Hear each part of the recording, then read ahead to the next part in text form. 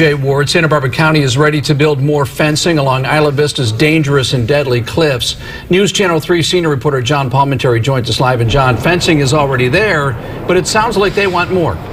You know, in Isla Vista, we have a little bit of a fence out there, a small wooden one. In years gone by, there was no fence whatsoever in Isla Vista and many of the areas of the open space. So you have areas with no fencing, you have areas with a small fence, you have some people that want a big fence, and the county's trying to find a solution that's somewhere in between. As you can see here, you know, people were concerned about that it wasn't tall enough, that it wasn't enough of a barrier. Safety on the Isla Vista BLUFFS got a boost a month ago when a temporary orange construction-style fence went up. These bluffs have 30 to 50-foot cliffs.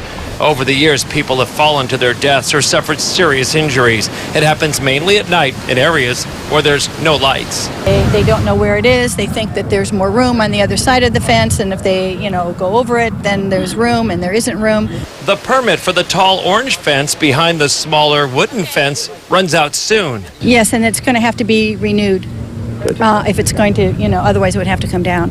And the county is looking at other options, in addition to the many signs already posted to keep people back. Few people want a fence that's really big and tall and, quite the barricade.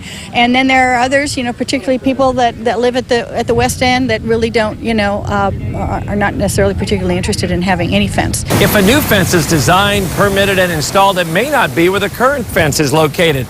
These bluffs are known for erosion, and a new fence may actually be set back a few feet from where the current fence is located. As every time I look out here, I'm going, what?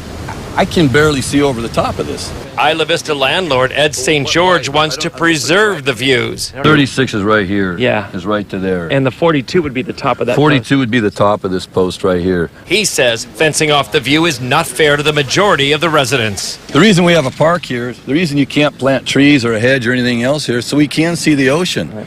It's like right now, everybody else is going to be penalized for the stupidity of a few people that are actually going to take the time to jump over this fence and fall off. It makes no sense. And a Santa Barbara County official contacted me today and said that the Coastal Commission's temporary permit is still in effect for that orange construction-style fencing. And it looks like that's going to be renewed while they work all this out. And Supervisor Farr says her office has many examples of people violating the rules out there, including one person they have a picture of who was walking on the top of the fence back and forth over the cliffs as if it were a tightrope. In Santa Barbara, John Palmentary, News Channel 3. A battle